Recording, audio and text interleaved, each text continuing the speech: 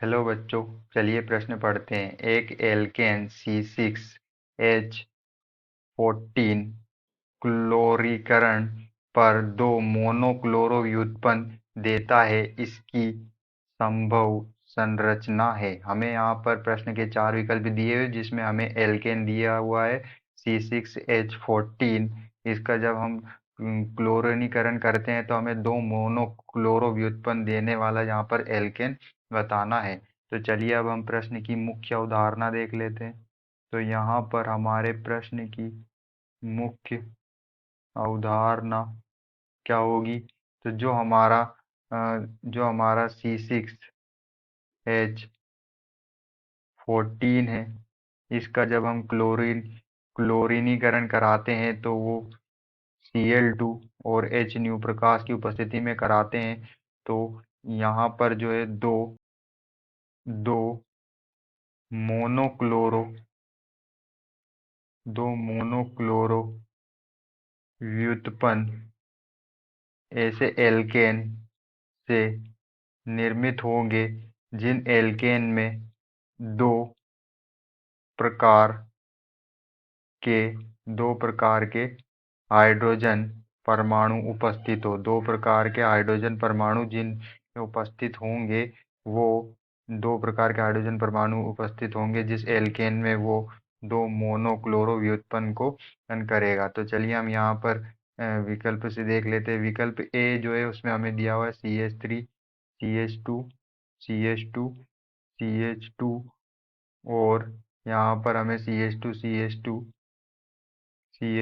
और CH3 हमें इस तरह से दिया। तो हम यहाँ पर देख सकते हैं कि जब हम यहाँ से इसे दो भागों में बांटे तो यहाँ पर जो है एक दो और तीन, और इसी तरह फिर इधर से एक दो तीन, तो इसमें जो है तीन प्रकार के हाइड्रोजन परमाणु है। तो यह जो है थ्री मोनोक्लोरो व्युत्पन्न देगा या दो मोनोक्लोरो उत्पन्न नहीं देगा। जो विकल्प बी है उसमें हमें दिया हुआ है CH3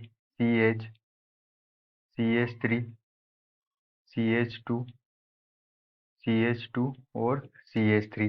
तो यहाँ पर हम देख सकते हैं जो एक तरह का हाइड्रोजन जो है यहाँ पर CH3 में है, और यहाँ पर जो है एक तरह का जो है CH2, एक तरह का हाइड्रोजन यहाँ CH पर है दो, और यहाँ पर जो तीसरा तरह का हाइड्रोजन CH2 में उपस्थित है। यहाँ पर CH2 और एक ये CH3। तो यहाँ पर भी जो है दो से ज़्यादा प्रकार के हाइड्रोजन, दो से ज़्यादा दो से अधिक प्रकार के क्या है दो से अधिक प्रकार के हाइड्रोजन परमाणु उपस्थित है।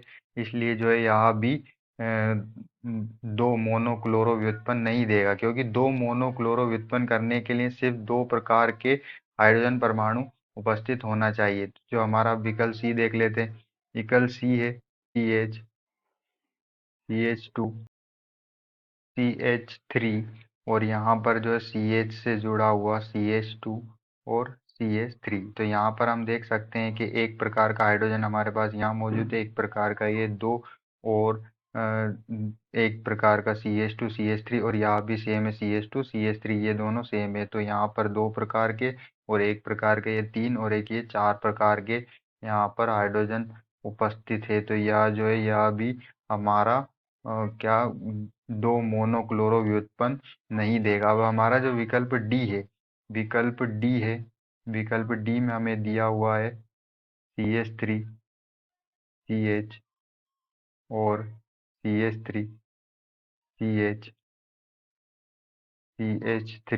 और CH।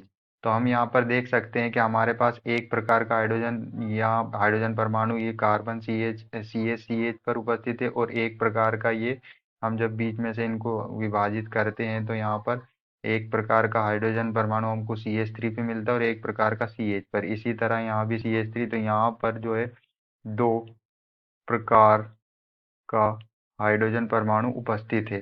तो इसकी जब हम क्लोरीनीकरण कराते हैं क्लोरीन Cl2 की उपस्थिति में Cl2 के साथ, और यहाँ पर प्रकाश की उपस्थिति में करवाते हैं, तो हमें यहाँ पर जो है दो मोनोक्लोरो क्लोरो व्युत्पन्न प्राप्त होते हैं। तो यहाँ पर एक बार जो है यहाँ से इस हाइड्रोजन पर क्लोरीन जुड़ जाएगा, इस हाइड्रोजन पर, तो यहाँ से जो है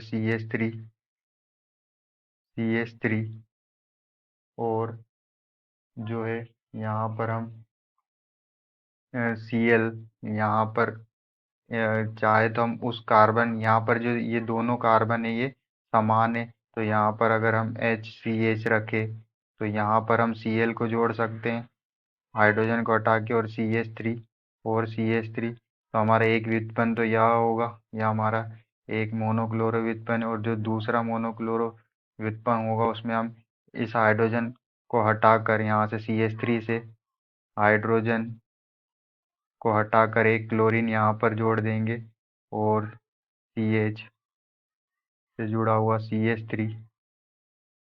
से जुड़ा हुआ CH3, और ये हमारा CH3। तो ये हमारा दूसरा दूसरा क्या है, मोनोक्लोरो व्युत्पन्न है, और ये हमारा पहला क्लोरो, क्योंकि यहाँ पर हमारे दो दो तरह के हाइड्रोजन है, तो एक हाइड्रोजन हमने यहाँ से हटाकर क्लोरीन को जोड़ दिया, और एक बार हमने यहाँ से हाइड्रोजन को हटाकर जो है किसको, क्लोरीन को जोड़ दिया। तो जो विकल्प डी हमें दिया हुआ है वह दो मोनोक्लोरो व्युत्पन्न देता है क्लोरीनीकरण पर। तो विकल्प जो डी है वह क्या हमारा आंसर होगा। आशा करते हैं आपको समझ में आया होगा। धन्यवाद।